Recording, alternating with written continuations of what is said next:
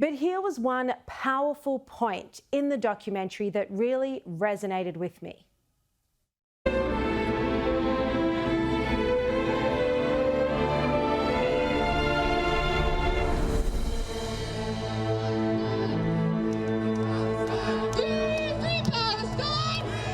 Less than 24 hours ago, on the land, from the sea, and from the air, the people of the Gaza Strip.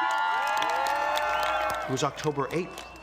There were still Hamas terrorists in communities in southern Israel. There was still fighting going on. Israel was still counting the numbers of the dead and the mutilated and the raped and the kidnapped. And there's a protest against Israel in Times Square. Israel! Rather than the outrage being directed against those slaughtering the Jews, the outrage was being directed at the Jews for objecting to being slaughtered. The outrage directed at the Jews for objecting to being slaughtered. It's such a compelling comment. And I'll never forget the total confusion I felt when those pro-Palestinian marches with tens of thousands of people took place around the world right after October 7. I still don't understand it. And the documentary partly examines the forces behind that movement. And director Wendy Sax is here in Australia, and I spoke with her a little earlier. Wendy, so great to finally meet you here in Australia. Welcome. Thank you so much for having me. Now, what made you decide to make this film, and how early on did you realise something like this needed to be documented? Really, it was on October 8th that I saw what was happening in Times Square in New York, in Australia, when I saw what was happening in front of the Sydney Opera House, in the streets of London, where we saw Hamas being celebrated as freedom fighters rather than being condemned as terrorists. And we saw what was happening on college campuses. On October 8th, you had 30 student groups at Harvard had signed on to a letter blaming Israel for the attack on itself, as if Israel had it coming. And we saw that at campus after campus after campus. There was so much hostility pointed at Israel before Israel had even retaliated. But it was that mixed with the silence coming from the world, silence coming from Hollywood, silence coming from women's rights organizations and from UN Women. It was that combination, and silence from groups that, by the way, speak out of every other social injustice, but didn't have the words to speak out about the brutality that the Israelis had just faced, about women being raped and tortured and kidnapped and mutilated. But it was that combination that made me I knew that I needed to create this film. So it was within 2 weeks of October 7th that I got to work. I wrote a treatment and I started booking people for the film. Wow, I mean, it's incredible that it was that early on. I mean, we were all around the world, as you say, even in Australia, with those protests on the steps of the Opera House. You know, any reasonably minded Australian, and certainly the Jewish community, was still grieving from October 7, and then we couldn't understand why there was this protest movement against Israel, against the victims that was arising around the world. Now, one of the things you delve into in your documentary is the power of the social media algorithms. Can you tell us a bit about that?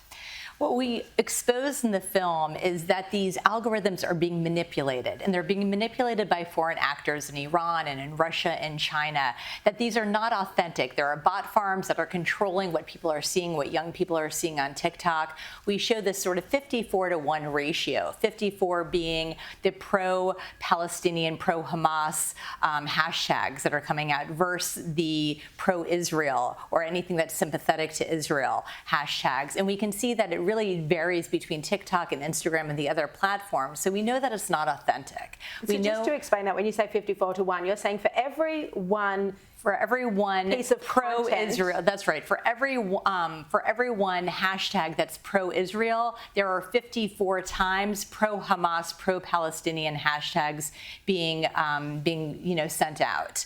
And so what young people are seeing, those who are on TikTok, they're seeing just a distorted amount of content that is really presenting the pro-Hamas, pro-Palestinian narrative. And it's just not authentic, and it's being controlled. And we know that foreign actors are trying to atomize the American population, not just in America, by the way, but I would argue throughout the West, that there's someone who has, their finger on the scale, countries who want to separate populations. We saw this with the 2016 campaign in America, the presidential campaign. We see it around the world in all sorts of conflicts. It's not just the Israeli-Palestinian one, but we know that there really is a foreign influence, and there's a reason that they're targeting young people. There's a propaganda campaign that's out there, and it's distorting the reality. It's making young people believe mistruths about actually what's happening. One of the themes that I think we need to do a better job in the media of explaining is, this idea, and a lot of anti-Semites do it. They say, oh no, we're not expressing anti-Semitism, this is just anti-Zionism. And that was one of the themes you explored as well, that actually the two are now largely indistinguishable. That's right. So what we show in the film is that anti-Semitism has morphed over the generations. And the latest form of that is a fanatical anti-Zionism. And so make no mistake, anti-Zionism is anti-Semitism. Delegitimizing the state of Israel is anti-Semitic. When you exclude Israel, when you make Israel the pariah state among nations, that is anti-Semitism. And we're not talking about politics. We're not talking about arguing against the policies of the Bibi Netanyahu government. This is not what this is about. The film is not political. The film is not litigating the war. But the film is explaining what anti-Semitism is today, and that is anti-Zionism. Of course, because when we hear phrases like from the river to the sea, I mean, that's saying that there should be no Jews at all in Israel, which is the main message that's being perpetuated. That's right. And you hear those chants on college campuses. I would be standing in groups, mobs, at protests at Columbia University, at MIT, and what you're hearing is they're chanting for one state, we want it all, 1948. That's what they're chanting. They're not saying we want peace. They're not saying we want two states. We would have no film if that's what the students were chanting at these rallies. But they're saying we want it all. River to the sea, we want it all. That means no Jews. You had a really beautiful chat with Sarah Murdoch at the first screening, the sneak peek of your documentary last night, and she asked you about your message of hope at the end. I have to say, I really struggle to see, where this ends. It feels like it's just the beginning of a new wave of anti-Semitism that's been such a shock for all of us.